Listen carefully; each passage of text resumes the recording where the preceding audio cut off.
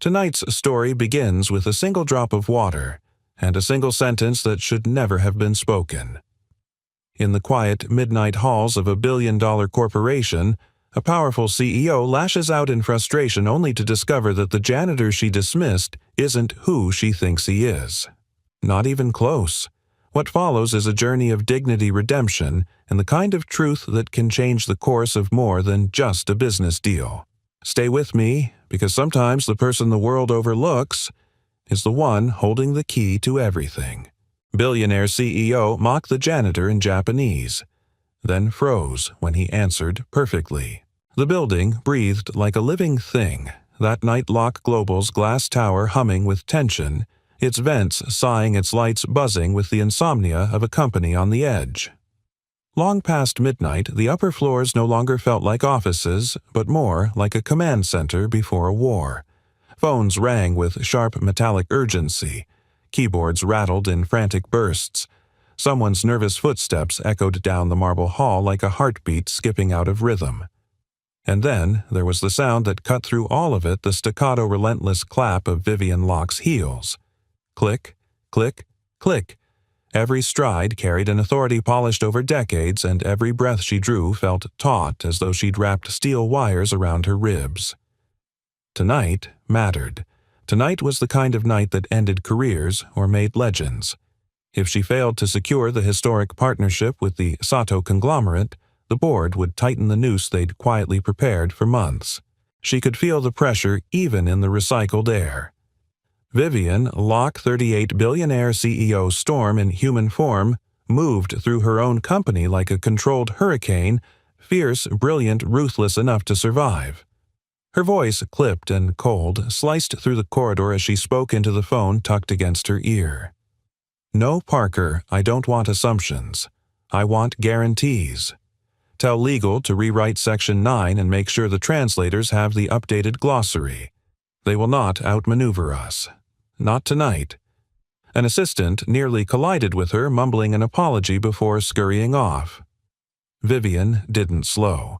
She pushed open the doors to the main boardroom where the first representatives of the Japanese delegation waited, calm, polite, inscrutable. She could already sense what they thought of her: too sharp, too loud, too American. But she didn't care. She had built her empire by refusing to care. Across the room, unnoticed at first, was a soft, rhythmic swish. Ethan Cole was quietly mopping the floor. The scent of lemon cleaner drifted in faint waves around him, mixing with the sharpness of printer toner. In the corner, near the door, his daughter Maya, tiny 7, sleepy-eyed, sat cross-legged on the floor with a coloring book balanced on her lap. Every so often she hummed to herself the kind of soft, airy tune children make when their world still feels gentle. Ethan leaned down to whisper something to her in Japanese voice, low and warm. Maya giggled. One of the Japanese delegates glanced over, eyebrows lifting in mild surprise, but no one commented. Ethan moved methodically, almost invisibly, as though years of blending into the edges of other people's power had taught him how to shrink the sound of his own existence. His mop glided across the marble, steady, careful. He didn't want to be here this late, not with Maya, not with the exhaustion tugging behind his eyes. But missing shifts meant smaller paychecks. Smaller paychecks meant fewer meals with fresh fruit, fewer nights when he could tell Maya yes instead of maybe next week. Vivian didn't bother to look at him when she entered. To her, he was background noise, like the air vents, like the hum of fluorescent lights. Parker and 2 assistants hovered near her, shuffling documents. And then it happened. A single drop of water, tiny, silent, accidental, flew from Ethan's mop and landed on the corner of a neatly stacked set of documents on the conference table. Not just any documents. The final contract draft. Vivian froze mid-sentence. Parker stopped breathing. The Japanese delegates exchanged subtle, uneasy glances. Vivian's chest rose once sharply, her breath quick and jagged. "Are you kidding me?" she whispered, not in English, but in Japanese. Her tone sliced like a drawn blade. "Chuang sura manzu nishikenai nante hizukashii wa. You can't even clean a floor properly. How embarrassing. The room stilled as though someone had shut off all the oxygen. The American staff didn't understand a word, but the Japanese representatives did. Their eyes flickered surprised discomfort, second-hand shame. Ethan stopped mopping. Slowly, painfully slowly, he lifted his gaze to her. The room's background noises seemed to dim, narrowing everything down to the faint click of the wall clock and the distant elevator chime. His voice, when it came, was calm. Too calm. 資料を増らしてしまい、申し訳ありません. I apologize for wetting the documents. Non-post letting silence settle. ですが、日本では働いている人に恥ずかしいということは無理とされています。But in Japanese culture, calling a hard-working person embarrassing is considered disrespectful. The air cracked. One delegate blinked. Another stared openly. Even Parker's jaw loosened in disbelief. Vivian's spine stiffened, shoulders locked, breath caught halfway. For the first time in years, someone had spoken back to her, and not just anyone, a janitor, in flawless, native-level Japanese. Vivian's voice dropped to a cold whisper. Get him out of here. Then louder to an assistant HR will review his position in the morning. Ethan said nothing more. He simply placed the mop into the cart, took Maya's small hand gently and guided her toward the exit. The soft squeak of the cart wheels was the only sound he made, but the eyes in the room weren't on Vivian. They followed the janitor, the man who had spoken her language better than she did, the man she had just humiliated publicly carelessly on the eve of the biggest deal of her career. And whether Vivian wanted to admit it or not, the balance of respect in the room had shifted. It hung now in the quiet dignity of a man pushing a cleaning cart, his daughter's hand tucked safely in his. As Ethan stepped out and the boardroom doors whispered shut behind him, one of the Japanese delegates leaned toward Mr. Sato and murmured something too soft for the Americans to hear. But Sato's answer was clear, soft, thoughtful, unmistakably intrigued. Ano nan, tada mine de wa nai, that man is no ordinary janitor. And Vivian Locke, for the first time tonight, felt a tremor of doubt she couldn't explain. Morning arrived in a muted hush, the kind of quiet that settles over a building after a night of storms. Locke Global's headquarters felt heavier than usual, like the echoes of last night were still clinging to the walls. The vents hummed low. Printers clicked awake, and somewhere down the hall someone stirred a cup of coffee too violently, spoon tapping against ceramic like nervous fingers on a desk. Vivian Locke stood in her office doorway, eyes fixed on the skyline through the glass. Her breath came shallow, clipped. She hadn't slept, not really. Every time she closed her eyes, the memory replayed the janitor's voice, calm, fluent, precise, cutting through her arrogance like a clean blade. And the looks on the faces of the Japanese delegation. That was the part she couldn't shake. Mr. Sato's subtle tightening of his mouth, the exchange of glances between his aides, the quiet shift of the room's energy. Parker approached his cologne, arriving half a step before he did. "They're here," he murmured. "We should head down." Vivian finally exhaled. "And HR? They'll review the janitor today," Parker said. "Everything is handled. Handled. Meaning erased. Dismissed." Vivian nodded, but something inside her felt off balance, like a door had opened to a room she never meant to walk into. The conference floor buzzed with restrained tension. The Japanese delegation arrived right on time, as disciplined as a rehearsed orchestra. Their polished shoes made soft, controlled taps against the marble, each step measured. Vivian greeted them, forcing a professional warmth. "Good morning, Mr. Sato. We appreciate your punctuality." Sato bowed slightly. "Your hospitality is appreciated, Ms. Locke." But there was distance, thin as paper, sharp as a blade. They took their seats. Phones silenced, papers aligned, assistants poised. Vivian launched into opening remarks, but she felt the subtle resistance in the room, like swimming upstream. Then Mr. Sato lifted his gaze. "Before we proceed," he said gently, "there was a man present yesterday." Vivian's pulse flickered. A man, the janitor Sato clarified, the one who spoke Japanese. Even the word janitor felt different when he said it, not dismissive, not diminishing, but almost curious. We would like him in the room today. For the first time in years, Vivian's composure cracked. I'm sorry, she said slowly. You want him. Sato folded his hands calmly on the table. Yes, his presence would be valuable. Parker leaned into her shoulder, whispering sharply, Give them what they want. Bring him in. Then we control the narrative and phase him out later. Vivian's jaw tightened. Her pride screamed. But she couldn't afford to alienate Sato. She turned to an assistant. Find Ethan Cole, and bring him here immediately. Ethan arrived 15 minutes later, still wearing his janitor uniform. The faint scent of industrial soap clung to him, honest, clean grounding. He stood at the door, as though expecting someone to tell him he didn't belong here. Vivian gestured stiffly. Mr. Cole will assist with translation temporarily. Her tone carried the unmistakable subtext. He is beneath us. This is a courtesy, nothing more. But Mr. Sato bowed to Ethan. A deeper bow than he'd given Vivian. Thank you for joining us, Cole-san. Ethan returned the gesture with natural fluency, his voice quiet but steady. I'll help however I can. They began. The meeting moved cautiously like a long bridge walk across thin ice. Vivian presented proposals. Parker interjected with overly confident commentary.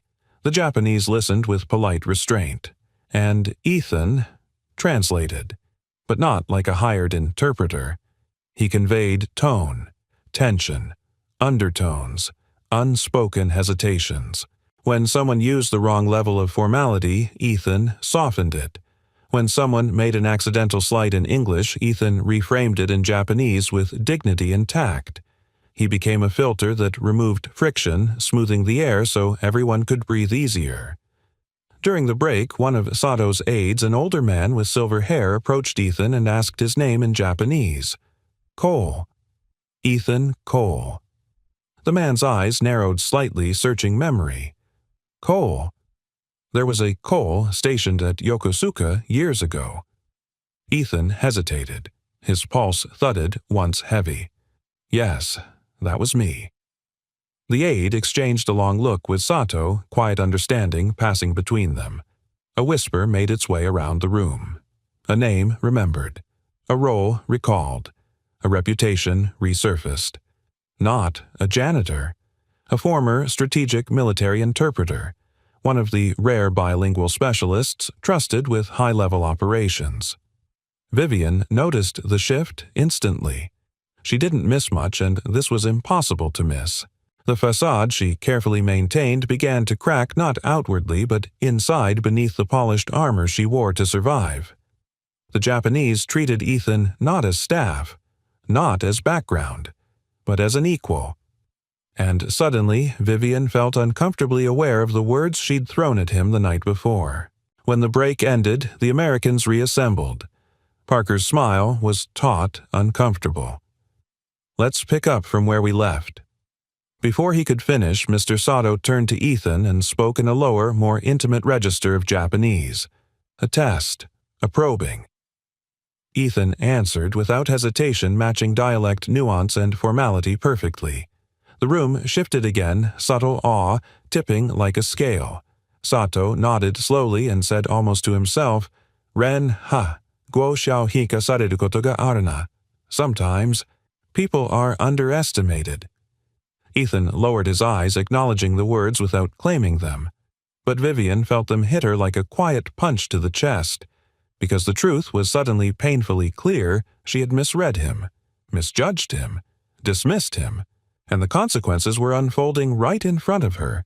As the meeting resumed, Ethan took his seat again, calm, steady, undeniably competent.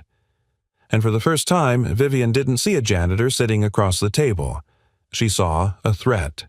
To her control, to Parker's position, to the carefully stacked hierarchy she depended on.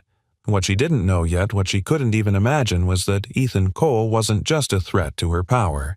He was about to become the only person who could save her entire career. Ethan's apartment always greeted him the same way, quiet first, then warm. A softness that wrapped itself around him and Maya the moment the door clicked shut behind them. Tonight, though, the quiet felt heavier. It followed him like a long shadow from the pristine halls of Loch Global all the way into this small, lived-in space. The faint hum of the old refrigerator filled the silence. A kettle clicked on. The floorboards creaked softly as Maya ran in ahead, her footsteps light familiar. She dropped her backpack near the couch and tugged off her shoes with the clumsy grace only a 7-year-old could manage. Daddy. Can I practice the words Mama taught me? Ethan exhaled the weariness in his bones, smoothing out just a little. Of course, sweetheart. Maya climbed onto the couch, pulling a worn notebook from between the cushions. Its cover was frayed corners bent. Inside were simple Japanese phrases written in Aiko's careful handwriting. Ethan watched her lips move as she practiced whispering, "Arigato," "Aishiteru," "Thank you," "I love you." She paused, then peeked up at him. Did I say it right? Her voice was small, hopeful. He swallowed against the knot forming in his throat. Perfect, he said gently. Just like your mom taught you. Maya smiled a soft, bright smile that always hit him in the same tender place and went back to practicing. The kettle clicked again. Ethan poured tea into the chipped cup Aiko used to love. Steam curled upward, carrying a scent of roasted barley that instantly tugged at his chest. Sound memories came with it, the rustle of Aiko's hospital scrubs, the faint tapping of her pen against her clipboard, the delicate way she breathed when she was concentrating. Her absence was a silence he had never learned to fill. He set the cup down and closed his eyes. Fragments of the past drifted back. The whirring of helicopter blades over Yokosuka. Radio chatter in 2 languages. Aiko's voice, calm, steady, soothing the wounded during a night evacuation drill. The moment he saw her smile at him for the first time, gentle and tired, but impossibly warm. And then the sharp, cruel sound he could never unhear, the frantic beeping in the hospital room on the night she didn't make it. His breath catching. The doctor's hushed voice. The hollow ringing in his ears after that. He forced himself back into the present. The apartment smelled faintly of warm tea and laundry detergent. The heating vent rattled, trying to keep up with the winter chill. Maya hummed softly as she traced each character with her fingertip. This life, this small, humble life, was all he wanted. He checked the time. Vivian had asked HR to deal with him. Sato's delegation wanted him in the room. Parker had looked at him the way a wolf might look at a threat wearing a borrowed sheep's coat. Ethan rubbed his eyes. He had promised himself he'd never be pulled back into the world he once knew, the world of power negotiations, cultural warfare wrapped in politeness and all the scars he carried from it. That world had cost him more than people like Vivian Locke could ever imagine. He was just a janitor now. By choice, by necessity, by survival. The phone rang. He tensed. A call at this hour was never good. He picked up. "This is Ethan. Mr. Cole, hello." The voice belonged to the HR manager, clipped and polite. Politeness always signaled danger. "Ms. Locke has requested that you assist with translation again tomorrow morning. It will be an official role for the duration of negotiations." Ethan closed his eyes. He felt the weight press down on him, the past clawing its way back, the future suddenly demanding decisions he wasn't ready for. He hesitated. "I'll think about it. Understandable. But they'll need an answer soon." He hung up. Maya, still sitting cross-legged, looked at him with curious eyes. "Daddy," she asked, "is it about the big building again?" "Yeah," he murmured. "It's about the big building. Are you going to help them talk?" Ethan paused. Her question was so simple, so pure. She didn't understand contracts or corporate sharks or cultural politics. To her, helping people understand each other was something kind and good. "Maya," he said quietly, "I don't know if I should." She tilted her head. "Why?"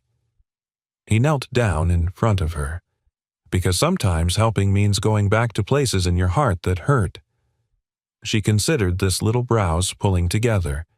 Then her voice softened barely above a whisper. But Daddy, if you can help people understand each other, maybe fewer people get hurt. Right. The room stilled.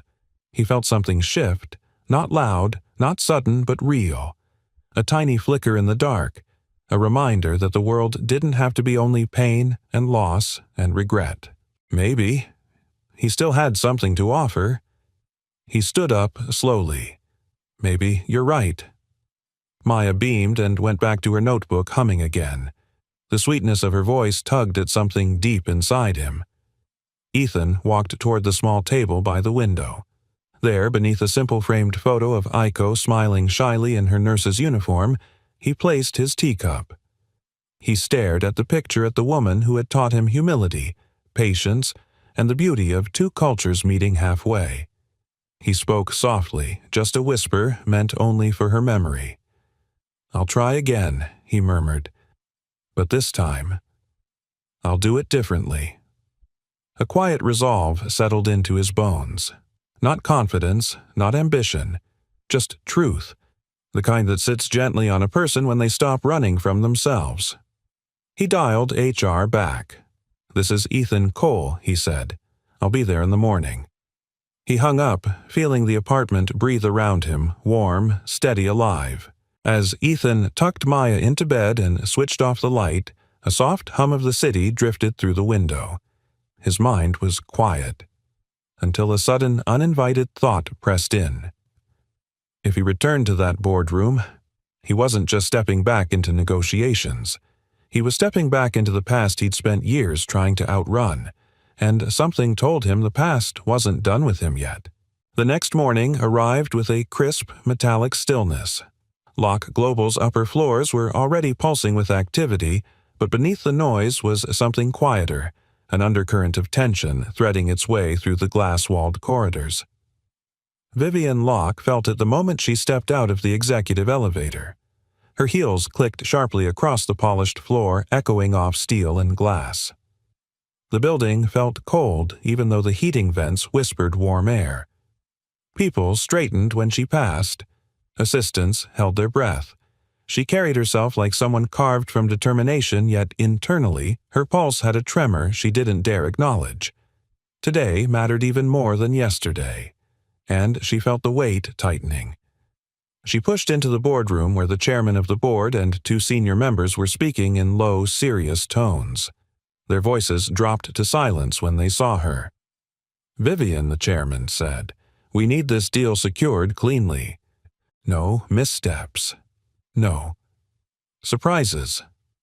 A pointed pause. She knew exactly what he meant. Surprises like a janitor correcting her in flawless Japanese. Vivian held her chin high. "You'll have the deal. I've done everything necessary." But the chairman leaned forward, his tone controlled. "Some members are asking whether you're letting emotion cloud your judgment. They're questioning if you're becoming." He paused, too reactive, too brittle. A coldness curled in her stomach. Parker stepped in gently, almost sympathetically. "They just want reassurance, Viv. Big deals make people nervous." Viv. He only used that when pretending he was on her side. Vivian inhaled through her nose, steadying her voice. "I'll secure the deal, and I'll keep all variables under control." They seemed satisfied for now. The meeting dissolved, leaving her alone with Parker. The hum of the vents filled the silence like a warning. Parker moved closer, lowering his voice. "You know the board. They admire strength. Last night wasn't your finest moment." Her jaw tightened. "I handled it." "Did you?" he asked softly. "Because from where I stood it looked like you let a janitor pull focus in a room full of billion-dollar suits." The accusation landed like a sting. She turned away. "I don't need a lecture." "No," Parker murmured. "But you need a reminder. When you show weakness, the board circles like sharks." Vivian didn't respond. She couldn't. Her throat felt too tight. Because underneath his manipulation, she heard a truth she didn't want to admit. She had felt out of control last night, and it terrified her. Later that morning, she found Ethan waiting outside the private meeting lounge. He stood stiffly, hands clasped behind his back, the faint scent of industrial soap lingering on his clothes. The contrast between them, she in her tailored charcoal suit, he in his faded uniform, felt like the universe drawing a sharp line between two worlds. "Mr. Cole," she said, voice crisp, "before we leave, I want to be clear about expectations." Ethan nodded, expression unreadable. "I'm listening. You're here to translate. Nothing more. You don't negotiate. You don't offer opinions. You don't interfere." His eyelids lowered just slightly, like a man choosing patience over pride. "If you only want a speaker," he said calmly, "you don't need me. You could use a nap." She bristled. "This isn't about wanting. It's about control." "No," he replied softly.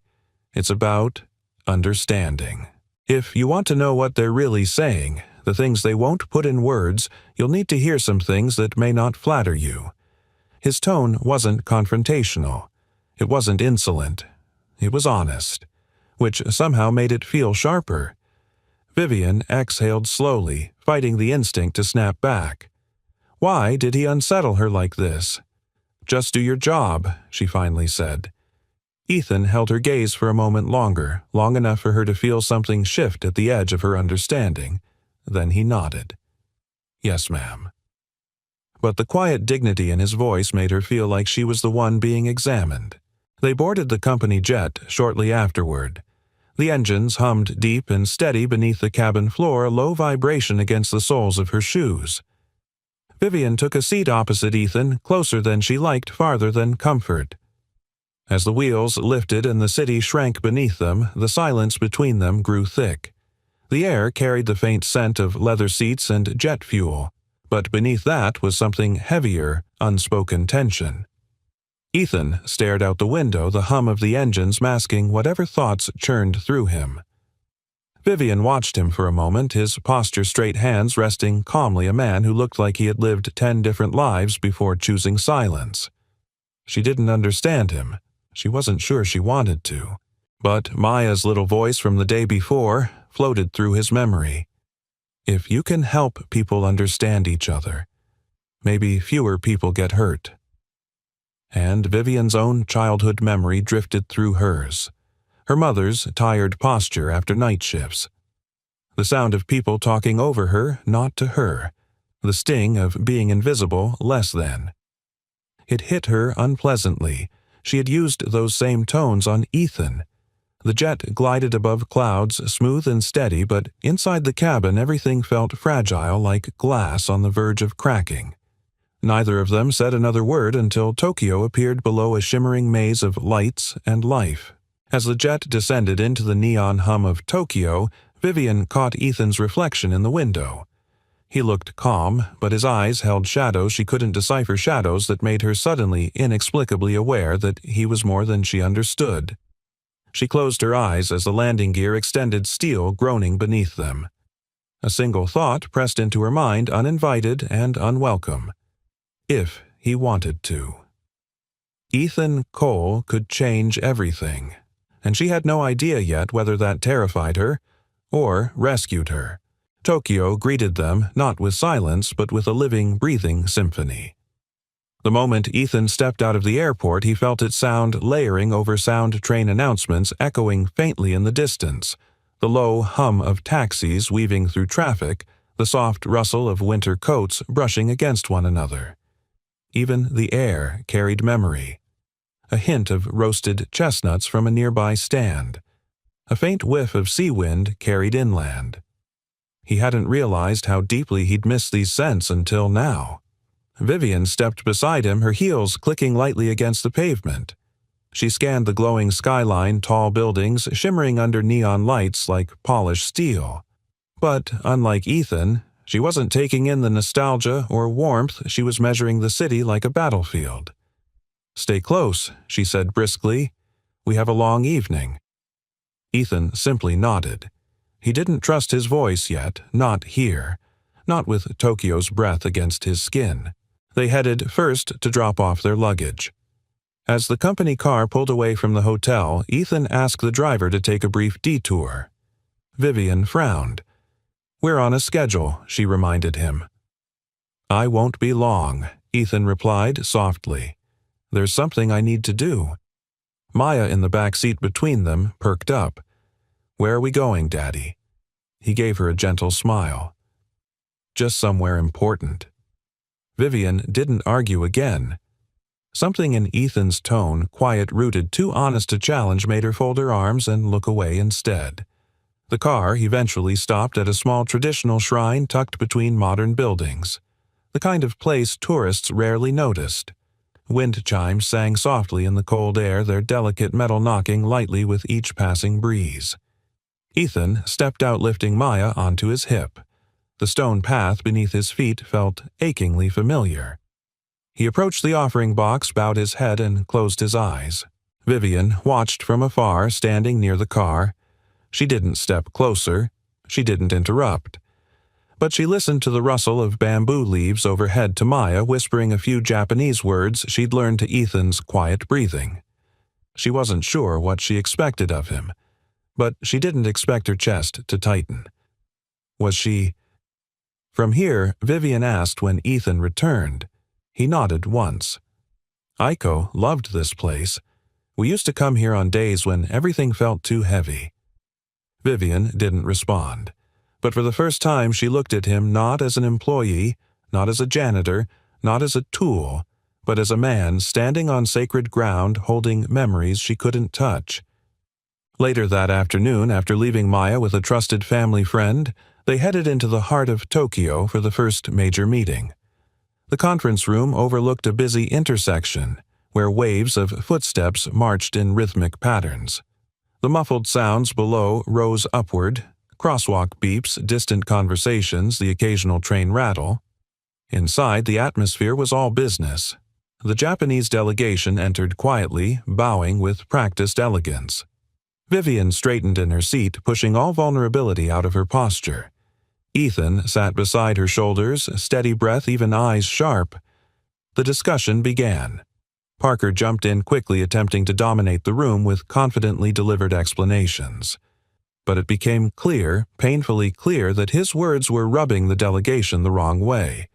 His tone was too aggressive, his timing off, his knowledge shallow. Then a moment of tension sparked when Parker pushed for a rushed timeline. Sato's eldest son responded firmly in Japanese, a phrase layered with subtle disapproval. To an average translator, it might sound neutral. To Ethan, it was a warning. Vivian turned her head slightly. She could feel the tension. She knew the words didn't match the tone. "Ethan," she said quietly, "what did he really say?" Ethan inhaled deeply and spoke clearly, choosing his translation with care. He said that rushing a partnership dishonors both sides, that every strong bridge takes time to build. That phrasing softened the room. The Japanese nodded. Even Parker forced a tight smile. Vivian whispered, "Thank you." Ethan simply gave a small nod. "I'm here to help both sides understand each other. Nothing more."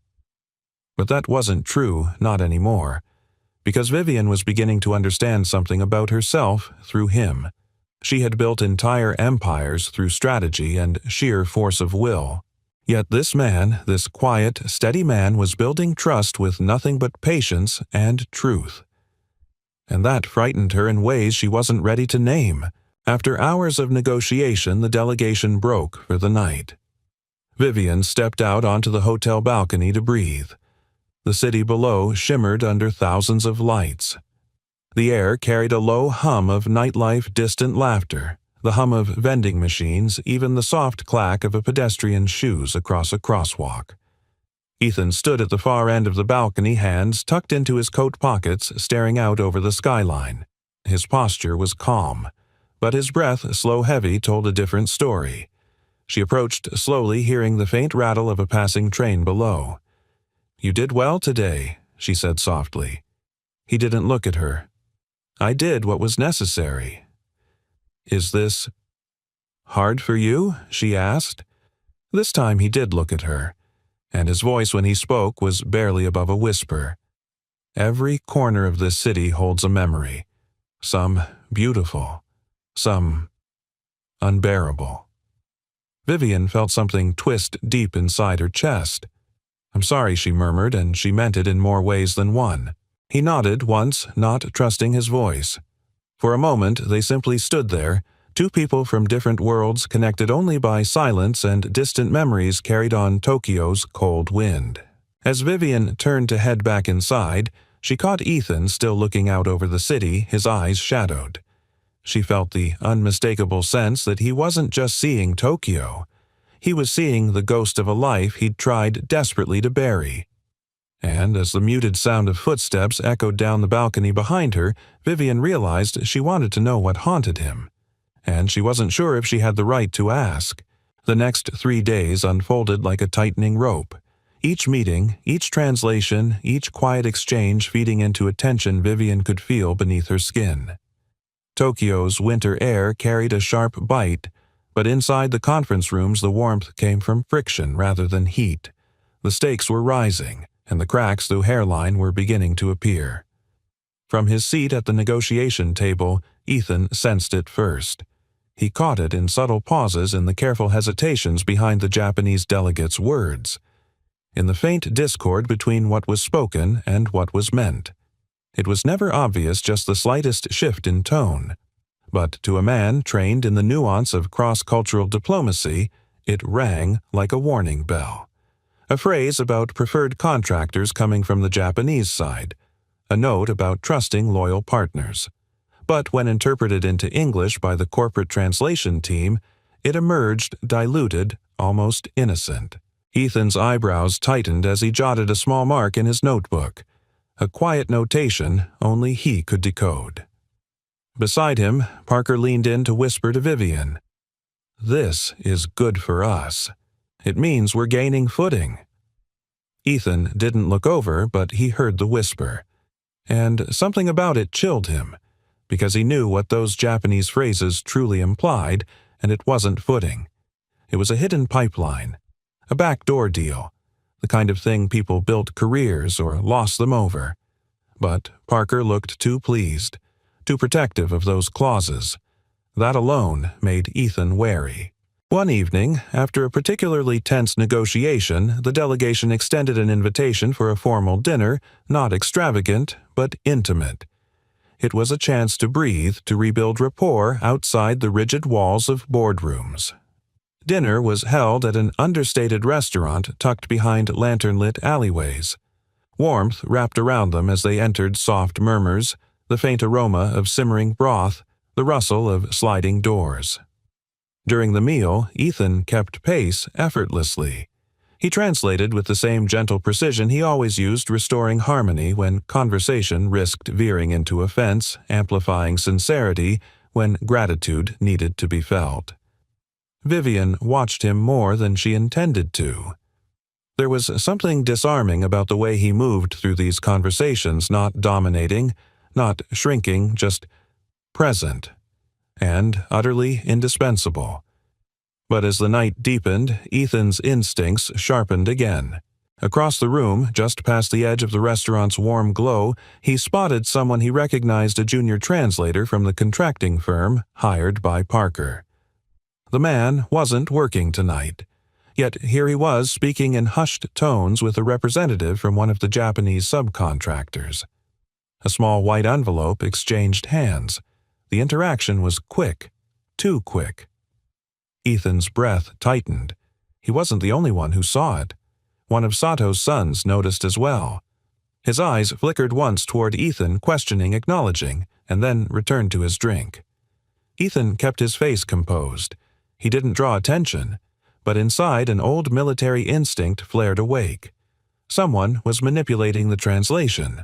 Someone was quietly twisting language into leverage, and he had a very good guess who benefited most. The next morning's negotiations only confirmed his suspicion. A clause surfaced added subtly at the last minute that created preferential access for a domestic partner.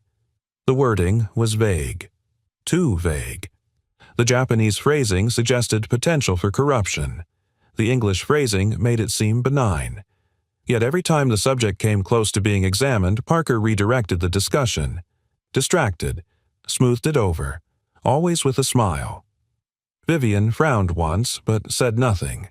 She relied on counsel on the structure she'd always trusted.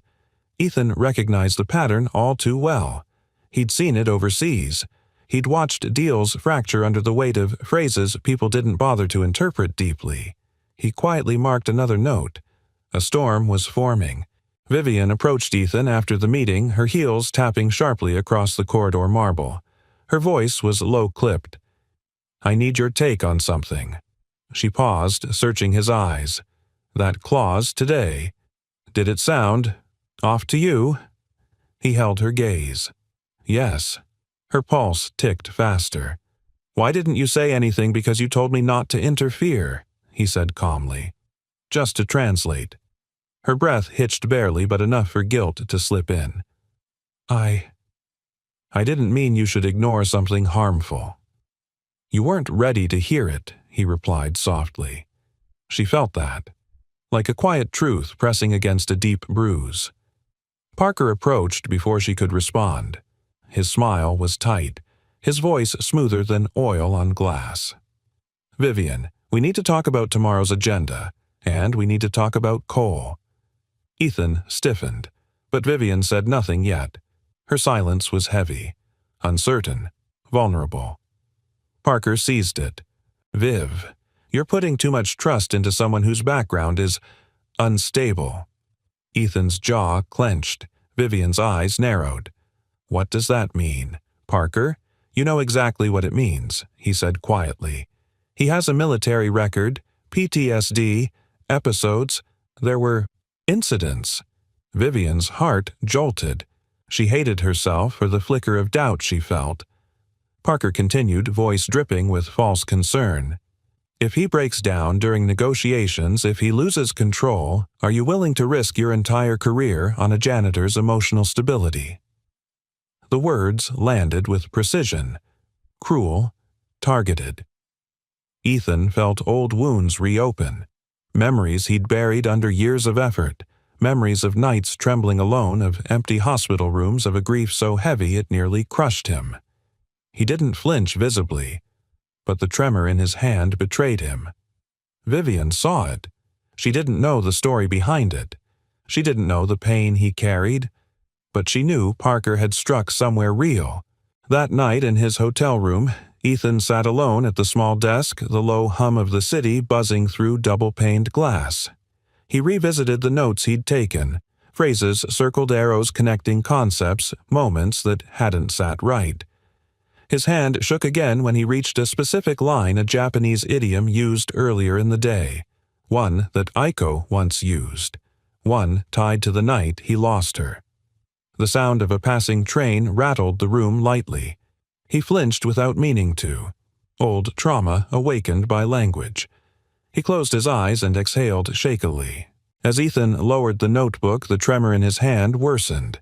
Parker's words replayed in his mind like an echo scraping against old scars. Across the city, a train whistled in the distance, sharp, sudden to familiar. Ethan opened his eyes, breath unsteady. Tokyo wasn't just reopening memories. It was dragging him back into them. And the real danger, the one neither he nor Vivian could yet see, was that the contract wasn't the only thing about to unravel. Tokyo's night air carried a quiet chill, the kind that slipped beneath coats and settled against the skin. After the grueling day of negotiations, Ethan left the hotel lobby with shoulders slightly hunched, exhaustion pulling at him like gravity. He just wanted to pick up Maya from the family friend watching her. He wanted warmth, stillness, something familiar. But fate had other plans. He had barely stepped onto the quiet side street outside the hotel when he heard someone call his name. Cole-san Ethan turned. An elderly Japanese man approached a man he recognized instantly, though he hadn't seen him in years. Mr. Takahashi, a former neighbor of Aiko's family. His stooped posture hadn't changed, nor had the gentle rasp of his voice. Takahashi-san Ethan breathed, bowing deeply. It's been a long time. The old man smiled with soft eyes. I heard you were here. Someone from the shrine told me. He reached into his coat and drew out a thin brown envelope tied with string. The paper was worn soft from years of being handled. This is for you, Mr. Takahashi said. It has been waiting a long time. Ethan hesitated. His fingers brushed the envelope, feeling its fragile weight. Something inside it shifted a photograph, maybe. Or something handwritten. His heart tightened. What? What is this? He asked quietly. Aiko's things, the old man said. Letters she wrote. Some photos. Her mother kept them until she passed. She wanted you to have these. The street grew impossibly still. A gust of wind rustled the envelope. Ethan swallowed, blinking hard. Arigato, he whispered, voice cracking. Thank you. He bowed again, deeper, longer this time, and when he straightened, the ache behind his ribs felt both heavier and strangely lighter. But before he could tuck the envelope into his coat, footsteps clicked sharply across the pavement. Vivian. She had stepped out of the hotel to take a call, but the moment she saw Ethan receiving an envelope from an unfamiliar man speaking in urgent Japanese, something in her hardened. Her guard snapped up. Her mind, already strained by days of pressure, jumped to the worst conclusion. She didn't hear the words. She didn't recognize the man. She only saw Ethan accepting something that looked suspiciously like money. She wasn't the only one watching. A shadow leaned against a nearby column, Parker, arms crossed, a faint smirk forming. Perfect timing. Vivian approached her heels, slicing through the quiet like a blade. Mr. Cole, she said, voice low and controlled. Everything all right here? Ethan, startled, caught between grief and confusion. I'm fine, he said. This is just business, Parker cut in smoothly, stepping beside her. Side business, maybe. With someone connected to the subcontractors. Takahashi bowed politely and walked away, leaving Ethan standing in the cold with an envelope in his hand and Vivian's eyes drilling into him. No, Ethan said firmly. It's personal. Vivian's voice sharpened. Personal. During one of the most fragile negotiations of my career, during a time when the Japanese delegation is clearly influenced by you, he stiffened. I didn't ask for that influence. But you're sure enjoying it, Parker murmured. Ethan's jaw clenched. What are you implying? Vivian stepped closer. Too close. Her voice dropped, trembling with fear disguised as fury. That I can't afford someone compromising this deal. I saw the envelope. You were speaking in Japanese, and after everything with those questionable clauses, Ethan's blood ran cold. You think I'm being bribed? Vivian didn't answer. But silence can be its own verdict. The accusation cut deeper than he expected. Deeper because it echoed the deepest fear he carried, that people saw him as broken, unstable, suspect. He held the envelope out toward her. His voice was steadier than he felt. Take it, he said. Open it.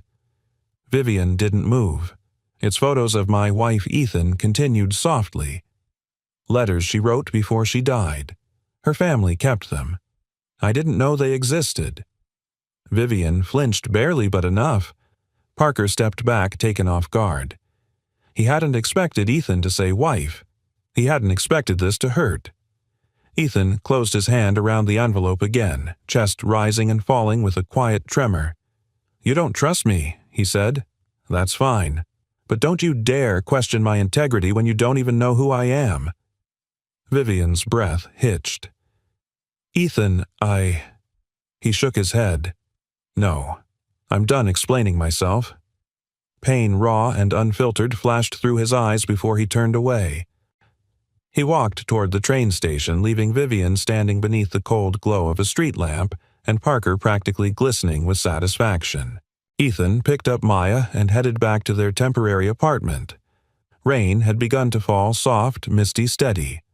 Maya held onto his arm as they walked. She sensed something was wrong, even if she didn't understand what. Back in the apartment, Ethan finally sat on the floor, Maya curling against him like she always did. "Daddy," she whispered, "did we do something wrong?" The question hit him harder than any accusation Vivian had thrown. He closed his eyes, pulling her close. "No, sweetheart," he whispered. "We didn't do anything wrong." But his voice trembled. His hand trembled. His whole world trembled. Outside, rain whispered softly against the window, steady, rhythmic, almost sympathetic. Inside, Ethan held the envelope to his chest. A lifeline to the past. A wound reopened. A reminder of love and loss. He didn't know what tomorrow would bring. He only knew he had been pushed out of the one place where he finally started to matter again. As Ethan rocked Maya gently, the phone on the counter buzzed a message from Locke Global. "Ethan Cole. Your advisory role is suspended effective immediately. Further updates to follow." Ethan stared at the screen, breath frozen. Suspended. Not just misunderstood. Not just doubted. Cast out. And in the quiet of that small Tokyo apartment he felt the past and present collide, and neither was finished with him yet. Morning cracked open over Tokyo with a pale, muted light, soft, almost apologetic. Yet inside the high-rise conference center the atmosphere was anything but gentle. Without Ethan, the meeting room felt colder, tenser, as if an invisible thread that once held balance had been snapped overnight. Vivian stepped into the room with perfect posture, every movement sharp and controlled. But under the immaculate surface, something inside her was unsettled. She had barely slept. Her mind replayed Ethan's expression, hurt, violated, betrayed. His voice when he said, "You don't trust me." It echoed like a bruise inside her ribcage. But she didn't allow herself to slow down. She couldn't. Not with half the board watching remotely. Not with the Japanese delegation growing more distant by the hour. The meeting began. The corporate translator took Ethan's seat. The Japanese delegates bowed politely but with noticeably less warmth. The shift was subtle, but to someone like Vivian, trained to read advantage and threat, it was unmistakable. Parker leaned forward confidently. "Let's pick up where we left off, shall we?" But Vivian sensed something was wrong the moment Mr. Sato's eldest son spoke. His words were precise, measured, but the translator's version was too soft, almost defanged. Vivian frowned. She didn't know Japanese, but she recognized tone her life depended on reading people, and she could tell something was missing. Then it happened again. This time, Sato himself mentioned a concept Niwa no Hebi, the snake in the garden. The translator smiled lightly as he delivered the English version. He says they are worried about external risks. External. Vivian's stomach nodded. That didn't sound like what she heard. Sato's eyes narrowed almost imperceptibly, an expression she now understood better after watching Ethan translate nuance like breathing. Parker didn't notice. Or maybe he didn't care. He jumped into the conversation. "I absolutely agree. And Locke Global is willing to take full responsibility for any outside threats." Sato interrupted him with a firm, clipped phrase in Japanese. The translator hesitated, then offered a watered-down version. "Mr. Sato says your company's commitment is admirable." But the temperature in the room had dropped by several degrees. Vivian's breath caught. Something was happening. Something she wasn't meant to see. Or wasn't meant to question. During the break, Vivian shut herself in a small conference alcove, her pulse sharp in her ears.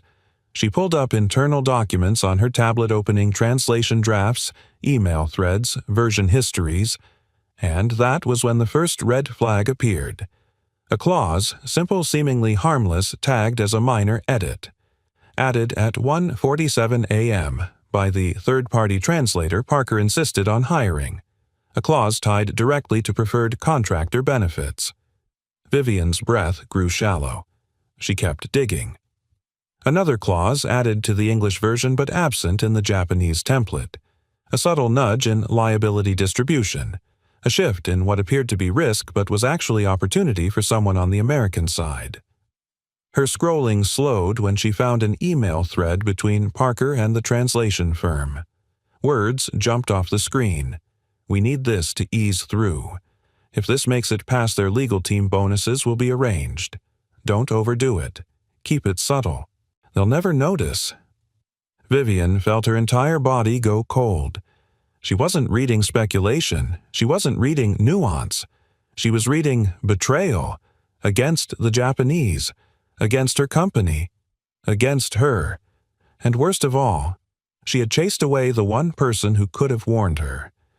Her vision blurred for a second, stress, humiliation, anger pooling all at once. She gripped the table to steady herself, heart pounding like a fist against her ribs. She heard Parker's voice in her head. "Are you willing to risk your career on a janitor's stability?" And then Ethan's quiet, hurt voice. "You don't even know who I am." Vivian backed away from the screen. The glass wall behind her reflected a version of herself she didn't recognize, hard, cold, brittle. A woman who had become exactly what she swore she would never be. She saw flashes her mother in a faded cleaning uniform. People walking past her as if she were invisible. Their dismissive tones, their judgment, their cruelty. And Vivian realized I did that to Ethan. A tremor ran through her. She wasn't angry at him. She was angry at herself. She stepped back into the hallway just as the Japanese delegation quietly returned from break. Their faces carried a subtle stiffness, professional but wary. But it was the quiet murmur between Sato's two sons that told Vivian everything. They had noticed the mistranslations, the manipulation, the snake in the garden, and they believed it came from her. Her chest tightened painfully. She needed Ethan. Not as a translator, but as the only bridge left that hadn't been poisoned. She left the conference floor, abruptly ignoring Parker calling after her. She walked fast. Too fast. Her heels clicked like accusation against the polished floors. Her breath grew unsteady, but she didn't slow down until she reached the privacy of a stairwell exit door. There, with the faint hum of ventilation filling the silence, Vivian pulled out her phone. Her thumb hovered over Ethan's name. For a heartbeat, she hesitated. This wasn't business. This wasn't strategy. This was something far more difficult for her. An admission of failure. A plea for help. A moment of humility she had spent decades avoiding. She inhaled a shaky breath, then pressed the call button. The phone rang once, twice, 3 times. Vivian closed her eyes. "Please answer. Please." 4 rings. 5. And then a soft click. Ethan's weary voice came through the speaker. "Vivian." Just one word. But her breath caught, because she didn't know how to say what needed to be said. She didn't know how to tell him she had been wrong, or that the deal her career was collapsing without him, and the next words she spoke would change everything. When Ethan answered the call, he didn't sound angry. He didn't sound cold. He just sounded tired, like someone who had spent half the night wrestling ghosts and the other half trying to convince his daughter everything was going to be okay. "Vivian," he said again, quieter this time. She swallowed hard. The hallway outside the conference rooms buzzed faintly with distant footsteps, the soft hum of vents pushing warm air through the building. But inside the stairwell, everything felt painfully still. "We need to talk," she said, her voice not nearly as steady as she wished. A pause, not hostile, but guarded. "All right." 20 minutes later, Vivian stood outside the small apartment Ethan had been staying in with Maya. She had taken a taxi across the city, tapping her nails nervously against her phone the entire ride. Now, in the dim hallway, lit by an old fluorescent bulb, she felt something she hadn't felt in years. Intimidated. By a janitor. Or rather, by a man she had been catastrophically wrong about. Before she could knock, the door opened. Ethan stood there in a simple t-shirt, the fatigue in his eyes unmistakable. He looked surprised she came in person, but he stepped aside without a word. She entered. The apartment was small but warm. A faint cartoon played on the TV in Japanese volume, low. The air smelled like instant noodles and fabric softener. Maya sat at the little dining table drawing with a pink pencil. When she saw Vivian, she waved shyly. "Hi, Miss Vivian." Vivian's throat tightened. "Hi, sweetheart." Ethan motioned to the small kitchen table. "You can sit." She did. He poured her tea as if she were a guest of honor in a five-star suite, not someone who had just suspended him. "Ethan," she began, but he sat across from her posture, straight eyes, steady waiting. Waiting for honesty. Waiting for something she wasn't used to giving. And she gave it. "I owe you an apology," Vivian said the words quietly, shaking loose from somewhere deep inside. Not a corporate one. Not a strategic one. A real one. Ethan blinked just once as if bracing for what came next. Vivian exhaled a trembling breath. "I treated you the exact way people used to treat my mother." He looked up. "My mother was a janitor," she said softly. "People dismissed her, looked past her, spoke down to her, and yesterday I became the kind of person I spent my entire life despising." The confession hung between them like a fragile thread. Ethan didn't interrupt. Vivian swallowed. "You didn't deserve the way I spoke to you, or the way I doubted you. I reacted from fear, pride, pressure. Pick any excuse you want, they're all true, but none of them justify what I did." Her voice wavered. "I'm sorry, Ethan." The hum of the refrigerator filled the silence. Ethan looked down at his hands calloused from cleaning floors, from changing diapers, from holding a dying wife's fingers until the last heartbeat passed. When he finally spoke, his voice was low. "You didn't just doubt me," he said. "You believed the worst version of me." Vivian's eyes glistened. "I know. And you didn't even ask what was in the envelope." "I know," she whispered again. He inhaled shakily, steadying himself. "Aiko's parents kept her letters. I didn't know. I thought everything from that part of my life was gone." His voice cracked, just slightly. "Yesterday broke something open in me I wasn't ready for." Vivian's breath hitched. "Ethan, I didn't know. I didn't know any of this." "No," he said gently, "you didn't ask." It stung because it was true, and then the unexpected happened. Maya padded over, climbing into her father's lap. She leaned onto his chest, her voice soft. "Daddy gets sad when he thinks about Mama." Vivian's heart tightened. Ethan kissed his daughter's hair. "I'm okay, bug." Maya's eyes drifted to Vivian. "Daddy said you were scared. Grown-ups get scared too, right?" Vivian blinked hard. "Yeah," she said. "They do." Children had a way of breaking open the air, letting truth breathe. Maya nodded thoughtfully, then whispered, "You should stay for dinner. Daddy makes noodles when he's sad." Vivian let out a breath, half laugh, half exhale of relief at the simple innocence of it. Ethan looked at her hesitant, inviting her without saying it. She nodded. "If you're okay with that." "I'd like to." Dinner was simple instant noodles with cut vegetables, a soft-boiled egg, and sesame oil, but in that tiny apartment surrounded by warmth and quiet honesty, it felt like a feast. Maya chatted happily, asking Vivian questions that landed far deeper than any corporate interrogation. "Do you have a family? Why do you work so much? Do you get lonely in your big office?" Vivian answered them gently, seeing pieces of her own childhood reflected in Ethan's daughter. When Maya wandered back to her drawings, the adults sat in a soft hush. Ethan finally said, "Why are you here?" "Vivian, really?" She lifted her eyes to his. "Because something is wrong in the negotiations. Wrong in a way that could cost us everything." He tensed. "The translation manipulations." "You knew," she breathed. "Of course I knew," he said. "It's why I made notes. Why I tried to warn you without interfering." Vivian's voice softened. "I need your help tomorrow.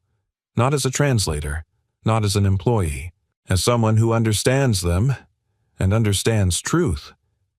Her eyes locked with his. "I need you to stand with me. on the side of what's right. For the first time since the whole mess began, something gentled in Ethan's expression. His anger didn't disappear, but it softened, tempered by understanding. He nodded slowly. Then tomorrow. We fix this. Vivian let out a breath she'd been holding for days. As Vivian stood to leave, she glanced back at Ethan sitting at the tiny table with Maya curled against his side, the envelope of Aiko's letters resting gently beside them. For the first time, Vivian didn't see a janitor. She didn't even see a translator. She saw a man she could trust, a man she had nearly lost, and tomorrow the entire future of her company and maybe something far more personal would depend on him. Morning broke clear and cold over Tokyo, the kind of morning that felt like a held breath.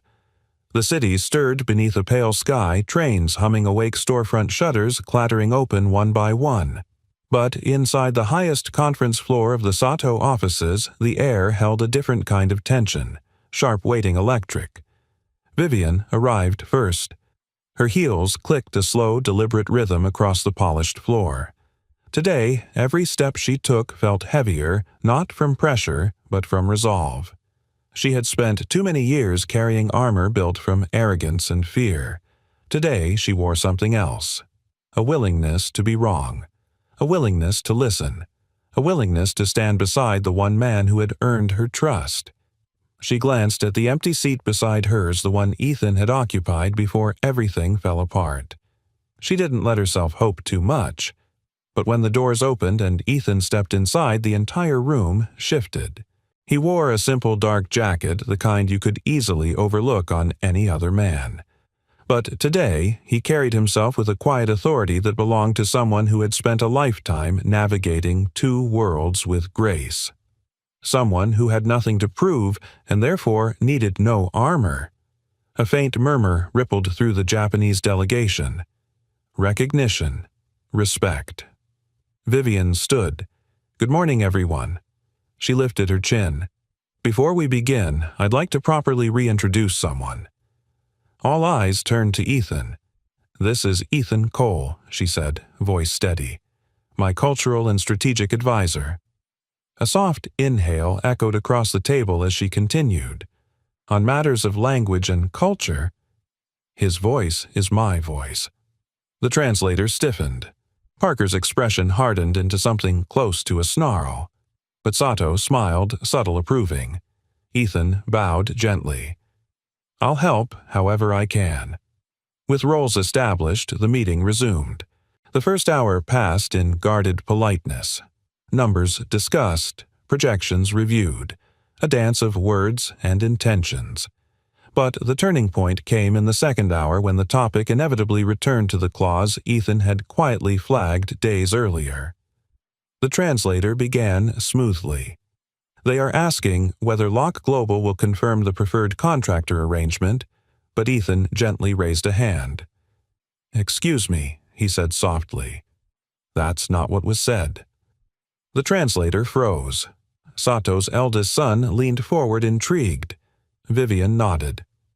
"Go on, Ethan." Ethan shifted his tone, calm, academic, almost surgical, the voice of a man who had been professionally dismantling hidden meanings for years. The phrase used was tokushu keiyaku kosha, he said. It doesn't mean a neutral, preferred contractor. It refers to a partner who has been granted special favor, often in exchange for off-record compensation. A long, stunned silence fell over the room. Sato's gaze sharpened. One of his sons muttered something under his breath, anger tightly leashed. Parker tried to jump in. That's one interpretation." "No," Ethan said, gently but firmly. "It's the only interpretation in this context." Then he switched into Japanese, fluid, precise, respectful. He referenced a research paper that supposedly analyzed mistranslations in high-stakes negotiations. Vivian caught the faint ghost of a smile on his lips. He had invented the paper, but the logic was impeccable. He explained how certain phrases were historically twisted by corrupt intermediaries to hide kickback arrangements. Sato's eyes widened just a fraction. His sons exchanged glances. The translator beside them stiffened, caught in a web Ethan had woven with almost effortless calm. As the tension rose, the translator did what guilty people often do. He over-explained. He disputed Ethan's interpretation. He insisted the English version was accurate. He corrected himself mid-sentence. He reached for notes he shouldn't have needed. It was unraveling in real time, and everyone in the room saw it. Vivian rose from her seat not in anger, but with a clarity that felt like a blade forged overnight. She spoke in English, knowing Ethan would translate. Locke Global apologizes for choosing the wrong intermediary to facilitate these talks. Her tone was steady, humble, unflinching. That failure is ours, not yours. Ethan translated her words flawlessly. She continued, "If there is still space for goodwill, we would like to restart this discussion not from a place of advantage but from a place of trust." Ethan translated again, but this time. The room didn't need him. The sincerity was unmistakable. The translator's face turned pale. Parker's jaw clenched, and Sato bowed slowly deeply. "This," he said quietly, "is how honorable partnerships begin." Parker attempted one last maneuver, lunging verbally to defend the clause to control the narrative. But Vivian stopped him with one icy sentence. "Parker, you're excused from the room." He froze. "Viv, that's an order." Relief filled the faces of the Japanese delegation like dawn breaking. Parker left with the expression of a man who knew the ground under him had finally given way. Before he reached the door, a secretary intercepted him with a tablet. "The board is requesting a private session with you." "Now." He paled. The door closed behind him, and that was the last time he sat at a negotiation table for Locke Global. The rest of the meeting resumed with a newfound honesty. With the poison removed, clarity flourished. Agreements were rebuilt, trust restored. No manipulation, no shadows, only the truth. And at the center of it all, Ethan and Vivian side by side for the first time instead of standing on opposite sides of fault lines. Hours passed. Finally, Sato closed his binder and stood. "The snake," he said in English, "has been removed from the garden." He looked at the two of them, Vivian strong in her humility, Ethan steady in his quiet power. Now Sato said we can plant something new. As the delegation filed out, Vivian and Ethan remained behind, standing in the quiet hush of a room that had seen their worst mistakes and their clearest triumphs. Vivian turned to him, breath unsteady. "Ethan," she said, I think we changed the future today." But Ethan's eyes softened not with pride but with something deeper. "Maybe," he said gently. "But the real question is what comes next." Vivian didn't have an answer. But tomorrow she would. The signing ceremony unfolded beneath soft camera flashes and the low hum of admiration. The deal, clean, honest, rebuilt from truth, was officially complete. Vivian stood in the center of it all, the polished pen still warm in her hand, her breath steady for the first time in weeks. The applause washed over her like warm wind, but her eyes weren't on the cameras. They drifted to the side of the room where Ethan stood with Maya holding his hand, both watching her with quiet pride. Sato approached carrying a small red charm pouch. "For your daughter," he said gently to Maya. "A omamori. For protection. For children who remind adults how to listen to their hearts." Maya bowed, two hands clutched around the charm. "Arigato," she whispered shyly. Sato chuckled softly. "Beautiful pronunciation." Vivian watched the exchange with something blooming in her chest, something she hadn't made room for in years. She exhaled through a smile she didn't even have to force. A week later, they were back in the United States. Jet lag clung to them, but the air of victory still lingered. Locke Global buzzed with news of the deal, and employees whispered with astonishment when they saw Ethan walking through the halls, not with a mop cart but in a crisp button-down shirt. Still simple. Still unmistakably him. But different. Or perhaps seen differently. Vivian called him into her office that afternoon. Glass walls glowed with warm sunset light. The building hummed with its usual rhythm, printers clicking, phones ringing faintly, the HVAC system purring like a distant tide. Ethan stepped inside. "You wanted to see me." Vivian nodded, her heartbeat louder than it should have been. "I have something important to discuss." He waited, calm but curious. Vivian stood walking to the small table by the window. She gestured for him to sit. "What you did in Tokyo, what you did for the entire company, Ethan, I will spend years trying to repay that." "You don't owe me anything," he said gently, but she shook her head. "No, I do." She handed him a folder. Inside were documents, brand proposals, projected budgets, organizational charts. He skimmed a page, brows pulling together. "A new division." "Yes." Her voice softened. "Locke Global is opening a cultural intelligence division. Something this company should have had years ago. Something corporations around the world are desperate for but rarely understand." She paused. "A division built on understanding, not dominance." He looked up. His chest tightened with emotion he didn't voice. "I want you," she continued, "not as an employee, but as a partner, a co-founder, with equity." Silence. Not the awkward kind, the stunned, breathless kind. "Vivian," Ethan whispered, "I'm a janitor." "You're a strategist," she corrected. "You're a bridge between worlds. You're someone who sees truth beneath language, someone who understands people better than most executives I've ever met." He exhaled, steady but shaken. "It's a lot to take in." "I know," she said softly. "Which is why I want the decision to be yours." "No pressure," but he shook his head. "That's not what's stopping me." Vivian stilled, noticing the distant ache in his eyes. "Aiko," she said gently. His throat tightened. Vivian pulled in a slow breath. "I'm not trying to replace your past, or your grief. I just want to give your future room to breathe." He looked away, grappling with memories, emotions, ghosts. "The last time I stepped into a world of power and negotiation, I lost more than a job. I lost—" He paused. "I lost a life." Vivian's voice softened to a whisper. "Then let's build a world where you can create something, not lose it." Ethan closed the folder slowly, and then, quietly, firmly, he nodded. "I'll do it, but only on one condition." She raised an eyebrow. "Name it." "A scholarship fund," he said. "For kids like I once was. For kids like your mother once was. Aiko always dreamed of helping children learn languages. I want a scholarship in her name, and in your mother's name." Her breath caught. He continued, voice low and steady. "So no child with potential is ever dismissed because of a uniform or an accent or where they came from." Vivian's eyes shined not with tears but with something deeper. Gratitude. Reverence. She extended her hand. "Deal, partner."